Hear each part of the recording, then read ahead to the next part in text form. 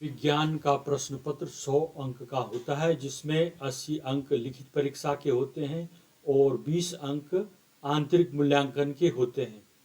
आंतरिक मूल्यांकन में 3 भागों में नंबरों को विभाजित किया गया है। 10 अंक क्रियाकलाप के होते हैं, 5 अंक प्रोजेक्ट कार्य के होते हैं और 5 अंक सतत मूल्यांकन का होता है। इस तरह से ये 20 अंक के होते हैं।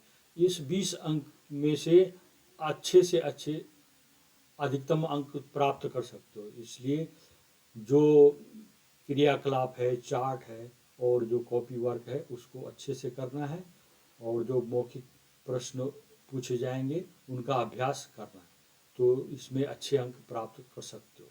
और लिखित परीक्षा में जो 80 अंक है उसमें यदि कम अंक आए तो इसमें जुड़ के वो 100 में से 33 अंक लाने पड़ते हैं। तो 100 में से 33 अंक लाने के लिए अगर इसमें 18-20 अंक आ गए तो उधर तुम्हें ज़्यादा परेशानी नहीं होगी। इसलिए इस तरह से इस जो परीक्षा में इसकी तैयारी अच्छी तरह से कर लो, और ये कार्य दिया जाता है, ये कार्य अच्छे से चित्र बना करके, अच्छे से प्रोजेक्ट और चार्ट बना करके अध्यापक को दिखाना होता है। ठीक है। इसमें पहला है पार्ट्स ऑफ फ्लावर। ये चित्र बना रखा है फ्लावर, फूल का। पार्ट्स ऑफ फ्लावर इधर अंग्रेजी में लिखे, इधर हिंदी में उनका नाम है। पार्ट्स ऑफ फ्लावर, फूल के भाग। एंड्रोसियम, इसको कहते हैं पुमंग। एंथर, परागकोश, चित्र में देखते जाइए।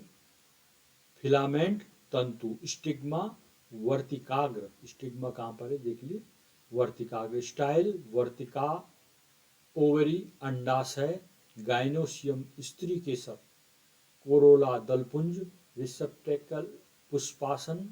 पेडिकल, डंठल और कैलेक्स, बाह्य दलपुंज। इस तरह से ये होते हैं। अगली स्लाइड में है,